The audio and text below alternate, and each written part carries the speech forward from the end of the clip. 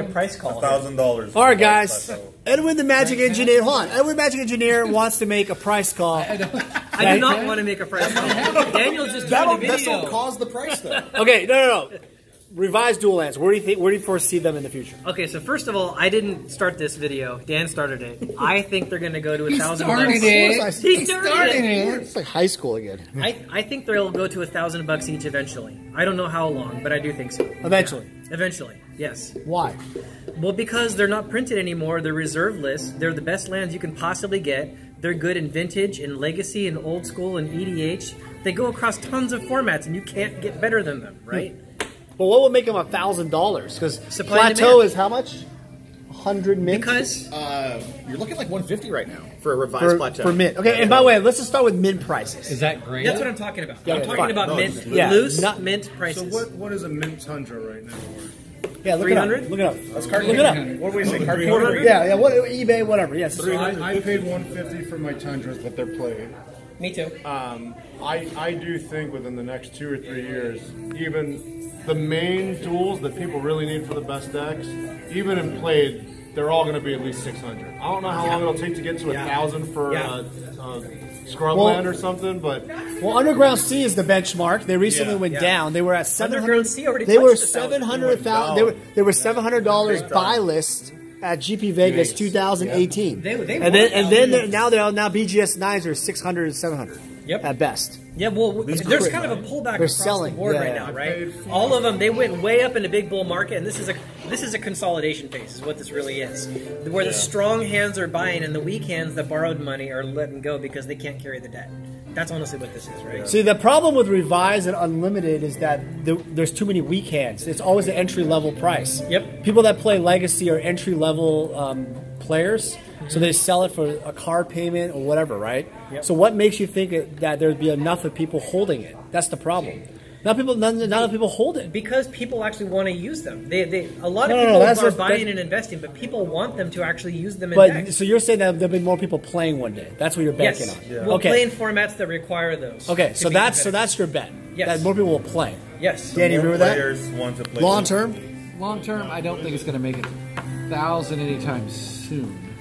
However, the 600 benchmark, yeah, I didn't say I might be able to $600 each for Plateau. No, maybe on that one, but you know, some will creep up. Yeah, I'm gonna get hate when you post this video. I think what people no, it's fine. It's good conversation. Because they're gonna be like, Edwin's doing a price call again. They're gonna yell at me. No, this is not Shahrazad. For God's sake, guys, this is not Shahrazad. Stop it! Stop it now! What people underestimate is the amount of people that have not played Magic in a very long time, that when they find out about old school, they're going to be in a position in life where dropping 10 grand to make a deck is not the end of the world for them. Amen, man. And everyone is underestimating how many people are in that boat. And you watch the next 5 years of all the people that come in now and say, oh man, when I was a kid, I couldn't finish my deck, but I can now. I don't know how the new cards work, but people are playing with just the old ones. I'm in. And I'm telling you, a ton of people are going to do that. Yeah, you're right. That discovery phase you're talking about, almost every other day I'm getting an email or contact from someone saying like, hey, I just discovered old school, this is cool, and I found your budget deck videos, and they talk about that, and they're just figuring it out. And even the old school's been going for years, they just didn't even know, right? I quit 25 years ago. 2 months ago I discovered old school. I've had 10 friends from back then from my middle school day. I tell them old school exists, they're all rebuilding their old decks. And they're having to buy duels. It's happening, man. That's me personally, almost a dozen friends that are doing that. Right? Do you think old school is going to grow more than vintage? Yes. Oh, yeah. Because I have Yeah. a better format. Oh, yeah. I wouldn't even know what Old school's a better format than vintage. Even though there's way more cards to play with in vintage. So here's the difference. Well, you're a legacy player, right? No, not at all. Not for a second. Here's the difference: is that you can make a $50 mono black deck, and you can beat the deck. You cannot break a $50 legacy deck. The deck? What's the deck? Oh, you mean Brian Weissman? Yeah. Oh. But what I'm saying is, Brian, you hear this you can shit? make a $50 deck in Eternal Central. Yeah. And wreck a $10,000 deck. Him and Torak. Like hate it. vintage. So Dan, Yep. just today, Jimmy from the New England group, shout out to you, man. He destroyed me with this Red Goblin deck, and I was playing probably a $50,000, $60,000 deck, and he tore me apart. Jimmy Johnson. Yep. And that doesn't make you bitter at all, right? Oh no, That's it was part of the awesome. fun of the It was format. fantastic. We were high-fiving and pound dogging all the time. you pound doggy? Pound doggy. Doggy style? What are you pounding all the time? Yeah, you're gonna get demonetized. I don't care about it. Nathan, you play it, right? Quite a bit? Old school? Never played? We played back in college. Back in the day. He doesn't know Magic. And he just beat me every time. Sorry. And he thought it was fun. That will never change. So you're just visiting. So you're just visiting, hang out. Nathan's been my friend for a long time. Yeah, I mean, I got into Magic. I mean, it must have been like 25 years ago when we first met. Eddie introduced it to me, and then when we moved to Florida, it was just something I picked up with my kids. It was something we could do together. So we've been playing again for about the last 7 years. So you're back. Yeah, we're back.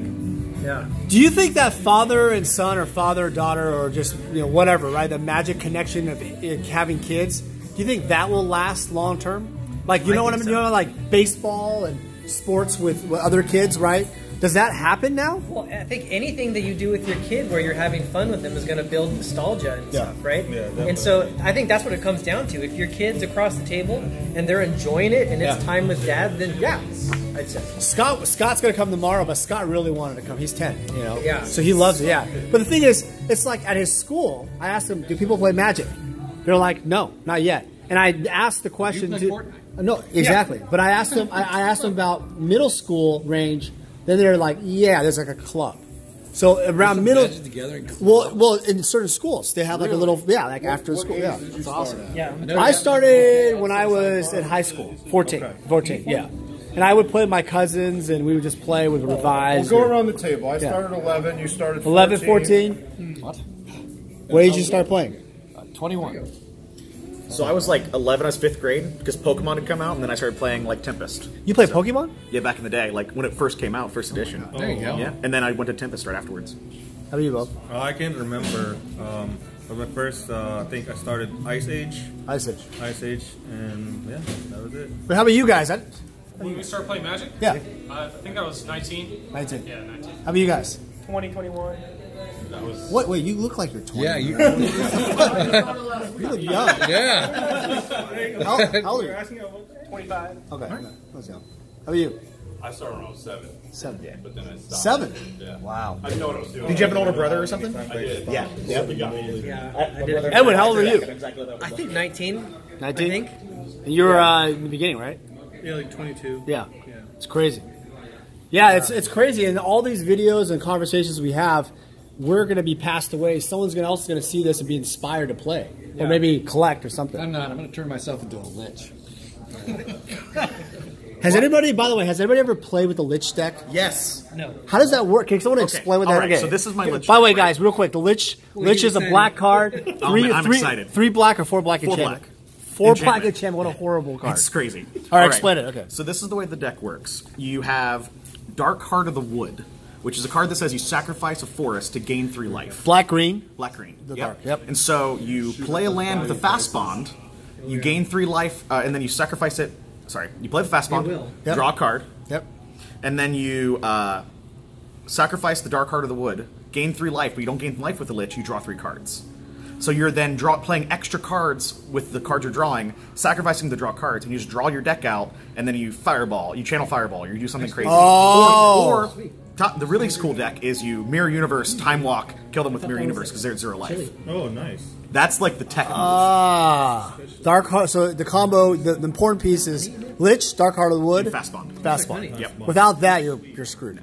So it's easy for a Brian Weissman player. He'll look at you like, okay, you want to play your shit. He'll counter you. Somewhere. Oh, no question. Yeah. The decks, I've not been able to make it work. This is a Johnny deck. Yes. Johnny, you remember this video, Johnny? Yeah, I should actually be playing that because I'm a Johnny for sure. Yeah, do you guys? So do you guys know Johnny Timmy? Yeah. What's the difference between a Johnny Yeah. and a Timmy? So Johnny just Not a wants to, Johnny mentor heroes, guys. Yeah, so Johnny just wants to build decks, try things. They wanted to kind of do things their own way. They don't want to just show up and use someone else's deck, basically. Like Brian Weissman. Yeah. guess, no, he's a spike. No, Brian Weissman. I know, but that's what I'm saying. You don't want to be like Brian Weissman. Yeah, so I would rather lose the tournament but then actually take someone else's deck there and win with it. I'd rather play my own deck at the tournament. And that makes me a Johnny through and through, right? Brian Weissman wants to like show up with the best deck possible, whatever it is, and just win. So he's a spike, right? And now Timmy though is the difference between Timmy and Johnny. Well, Timmy just wants to just play a big creature. Yeah. Timmy just wants to just show up and be like, "I've got my Leviathan," and you're like, "Well, yeah, good job attacking." Leviathan. Go ahead and try, right? Yeah, that's what Timmy wants to do. Swords. Yeah. So are you Timmy? Cool, I am a Timmy. Let's play as many Leviathans as we can. You play that card Siraculum? What is that? Simulacrum. What does that card do? If I get a whole bunch of damage on me, I can send it to a little creature. Oh, I see. I it's a see. good thing you don't know Vintage Magic. Why don't you just play? Why don't you just play Abyss? Why would anybody play? Oh, just kill that. Terrible card. Yeah, you want. I just destroy that with another enchant world. So are you a Timmy or are you? I'm a Johnny. Good question. Yeah. Part of that's from like design. Yeah, I'm asking you guys in a minute too. You guys can tell me. So think about your answer. I'm more of a budget player, so when I run to a tournament, I'm like, okay, I don't own Moxes, so how do I break Moxes? So I'm going to run Titania's Song. I'm going to run Shatterstorms. Titania's Song. Yeah, man. Play your Black Lotus. Awesome. It's just going to die. It's artifact one. Yeah. Artifacts turn into creatures equal to their casting costs. So have fun with your Moxes. Or how about you, Bo? Definitely Johnny. Yeah. Definitely Johnny. You want to be more creative, do your own thing. Yeah, definitely. The deck that I made was your own. Yeah. Yep, it's my own. How are you guys? Me first? Huh? I don't know what I am. I just think see I'm Timmy. I think I'm Timmy. I value like really big, heavy creatures. That's Timmy. Okay, that's Timmy. So, Juggernaut, go! You want to somehow get them on the board somehow, yeah. like aggro. I mean, I want to build my own deck, but as long as it has like a huge creature in it. So you're definitely it has to be Timmy. Colossus of Sardia. Let's go. Yeah. How about you? I think I'm more of a Johnny. Yeah. I'm still trying to figure it out, play, see what I like. Yeah. What do you enjoy, Ed? Yeah. You're a Johnny also? I like to build my own decks, but that doesn't mean I won't use a strategy that someone else doesn't have. I mean, maybe I want to play big creatures, but that's not what I want to do with every single day. Yeah. I hate that deck. I want to make my own deck every time anyway. I think you're a spike. You sound like a Johnny. You're more like a spike. I grab the restricted list Yeah. and random duels, and I just throw them together. Do you make your own deck? That's my deck. Do you make your own deck? I'm playing pretty much the same deck I was playing when I was 11. Okay. Couple changes because of the way Mishra's Factory blocks now. I don't run. So you're like so you're a Johnny. It's essentially what I was when I was 11. Yeah. And Nathan's probably Probably a Johnny. Johnny. Yeah. I think Lala gives me. I think I'm the only spike here on the table. Brian called it. Yeah. Yeah. The reason why like I enjoy making my own decks. The only difference is that if I'm playing like a tournament thing, I'm playing to win. And also on top of that, if I play any of these guys, I still want to win, and I still want to play like a really great. But if I just play for fun, I don't really care that much. The thing with Brian is there's actually a scale of spikes and Johnnies. Brian is the ultimate, like, true spike. He doesn't want to, like, even if we're playing casual, and you give him like you give Brian a mono green deck, he's like, no, I don't want to play a mono green deck. I want to play the deck.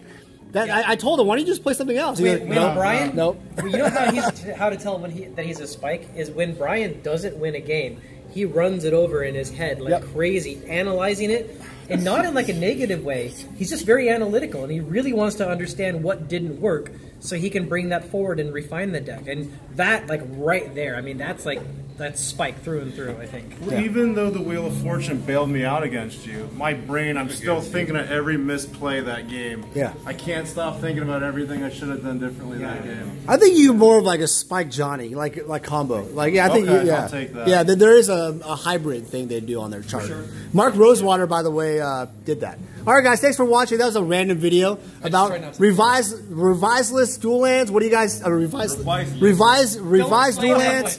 Blame Edwin. Don't spike that. Raise the price. Let's just all buy out all the revised duels right now. Okay. It costs too much money. All right, I'll see you guys later.